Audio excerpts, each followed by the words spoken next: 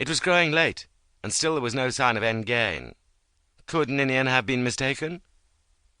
A roke had settled in early that afternoon, and the rain dripped from the roofs of Oxford with a dismal insistence. Walter had placed himself under the entrance at St. Martin's, but the fear that he might miss her led him to venture out constantly around all the points of the quadrivium. He was wet to the skin. Church bells began to toll. Ordinarily they had a profound effect on him, particularly at the close of day in Oxford, for there was something in the atmosphere of the grey old town which lent an additional solemnity to the tolling, and fitted the sound to every mood. They could ring loud and resonant like a call to battle. They could be gay and exciting, giving a lift to the heart as well as the heels. They could be slow and sad, with a warning of the futility of this earthly life. But mostly they were as sweet and ravishing as the swish of a swift's wings, bringing a lump of happiness to the throat. But today Walter felt only impatience as he counted the strokes. 4 o'clock! Was Engain really riding up from London with her father, or had it been another of Ninian's stupid jokes? He began to suspect the latter, but he dared not give up his vigil. He had not seen Engain for nearly 2 years, and Ninian had been hinting that she was soon to wed. It would be 2 more years before he returned home from the university. If he did not catch a glimpse of her now, he might never see her again. A beggar with wet, bare legs, and a face blue from the damp and cold, came up the steps of the church. As a matter of habit, he began his usual quaver of "Arms, fair sir," holding out his wooden clack-dish. Then he slanted a look at the wet student lurking in the stone entrance, and a scornful laugh took the place of the professional whine.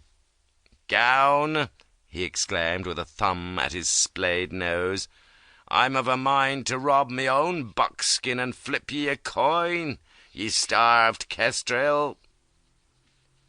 Another hour passed. Walter shivered with the cold, very nearly convinced now that there would be no party riding through to Tressling. He should have been sensible, he said to himself, and spent the time at his studies. He still had so much to learn.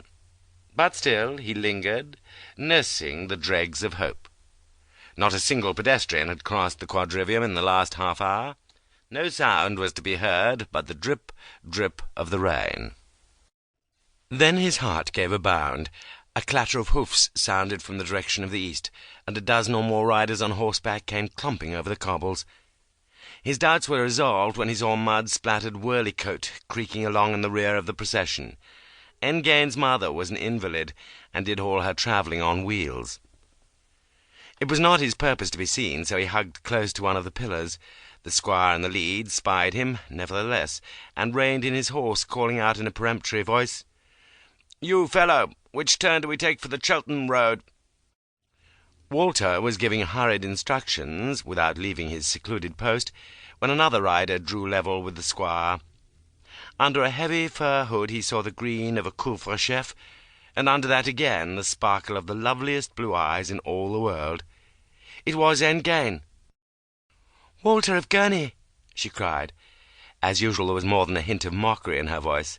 "What do you do here, good Walter? Have you lingered over long at your orisons? Surely you should be back at your books." "I heard you were to ride through from London," he answered. "And you waited in this rain to see me?" Clearly she was much pleased. She raised a glove to brush back the encroaching scarf and smiled at him. "I am very much flattered, but such devotion would more become one who strives to fit himself for the vows of knighthood, Sir Clerk." Her father reined in beside her and scowled at Walter. The Lord of Tressling was always in his cups, and there was an unsteadiness now to the hand with which he wiped his brow. "The whelp of Gurnie," he said. Then he threw back his head and indulged in a loud roar of laughter. "Well met! You may take a message to your grandfather. Tell the old nip-cheese he's been wasting his time." Then he turned to his daughter. "How often, child, must I tell you not to demean yourself in this way? This base-born fellow's beneath your notice." Walter's pride got the better of his discretion. He walked down the steps to the street level. "The Gurney strain is a nobler one than Tressling, my lord," he said. "We've held our land for more than 5 centuries." The Lord of Tressling laughed again. "You crow loudly, my young cockerel, for one who can't claim an honest share of that noble blood," he said. "Come, girl, on with you. We must make Tressling if we ride all night." "But mother is ill," protested Engain. "She can't travel much farther tonight." "It's that lumbering coach which has held us back," said her father. "I'll have no more of this endless packing and unpacking, this muling over sheets and blankets, and running for hot possets and Espicier's pills. We ride straight through, I tell you." He turned for a final besotted word with Walter.